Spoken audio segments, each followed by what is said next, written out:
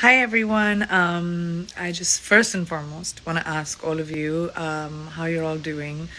Like I said, this is a crazy time in the world, and I'm actually really punctual. I just realized it's 3 o'clock, and I said that I'm going to do this live at 3, and here I am.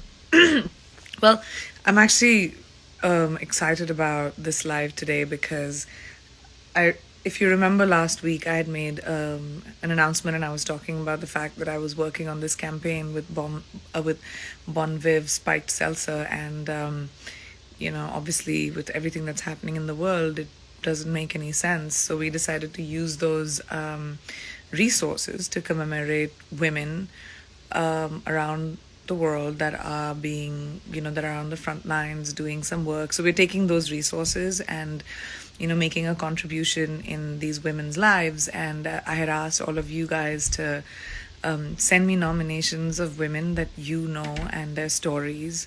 So we have 4 that we want to commemorate this week, who have incredible stories, and I really want to share them with you. I've posted about them and a little bit about their stories, but I wanted to read, their letters from their nominees.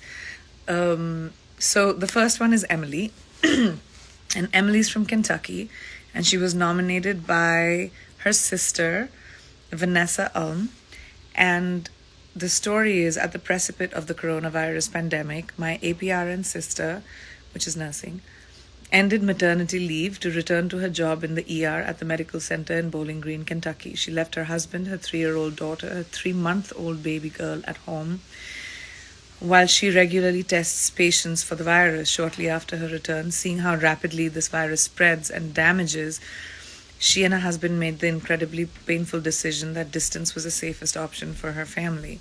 They packed up essentials, and she sent her family across state lines to temporarily live with other family members. She's tired, she's alone, and she desperately misses her family. But she still commits of her job of being on the front lines for this pandemic. She's a true rock star. Thank you, Emily, for your selfless sacrifices and for keeping your community healthy and safe during this unprecedented trying times. Your sister, Vanessa. Thank you so much, Vanessa, for sending in Emily's story. I feel like it's so wonderful to see and hear that. I think the fact that we all are feeling a sense of safe is because we know that there are so many people out there who are sacrificing so much to do this for us. So thank you so much for your service, Emily, and we hope that with this contribution it could help somehow, help you tide this time. The next story is Jo. She's nominated by Jordan Garlow from West Virginia. This beauty right here is my sister, another sister. She's an administrator at a long-term care facility. She spends her days tirelessly working to make sure and ensure the health and safety of the patients under her care, but also make sure they're not scared or lonely. She brightens their days with games and dance so that they may understand while visitors are not allowed, they always have family close by. Even though she herself is high risk for COVID-19, she's a severe asthmatic, she shows up every day to provide for others. She's my hero. That's such a beautiful story. I'm a severe asthmatic too, and I understand by my doctors. I was told exactly this as well. So that is incredible, and what a wonderful story. Thank you so much, Jordan, for sending us your sister's story. And I salute you, Joe. Thank you for doing what you do. It's really important for us to find joy in whatever we have, and to be able to feel a sense of normalcy. The third story is Jaya, and Jaya was nominated by Priya Vora from Virginia. And I'm nominating my boss, Jaya, who's the founder of Swaha USA, for Together Women Rise. She has shown her resilience during this crisis by donating both her time and money to get at least 10,000 plus N95 masks to those on the front lines. Now, that's another way of being able to contribute. That's an incredible way of using your resources to help people who are actually on the front lines. Thank you so much, Jaya, for your contribution. And Priya, that's very kind of you to send us her story. I hope with our contribution, it'll help Jaya's cause a lot more. The last story that I'm going to tell you guys today is Jenny. She was nominated by Sami Diaz from New York. And let me tell you about Jenny and why I'm nominating this amazing soul. While pregnant with her third baby, Jenny came ventured and opened her own business in which she hired me to help manage. Since then, I grew not only to love and admire her for her strength, resilience, but when you think she's done, she does more.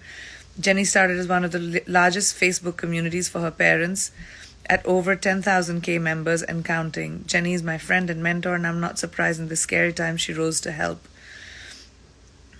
Despite of having 4 little ones at home, her initiative Feeding Heroes not only provides meals to the community healthcare workers on the front lines of today's pandemic, but also helps and promotes small businesses suffering from the affected economy. Wow. Jenny is a real-life superhero and is an example of tenacious community architect. Thank you, Jenny. And thank you, Sami, for sending us Jenny's story. That is amazing, and we look for stories like this in such a difficult time to provide for hope. Thank you so much to all of you. Thank you, Bon Viv, for being so generous with your contribution. And I really look forward to having this conversation with you next week, where we can commemorate incredible women that are putting themselves above and beyond and doing above and beyond. And it's very important for all of us to remember that we're in this together. This is one world. This is a disease that is affecting all of us, and we can only beat it together. So whatever you can do and however you can do it, this is a time not to question your intention, but actually to take some action and do something, especially if you're in the position to be able to help. Thank you so much. I'll keep coming back and talking to you guys, and stay safe out there. Stay with your families and keep in touch with people that you love and care about, and do as much as you can to help the people who don't have it. Thank you so much, guys, and see you next week.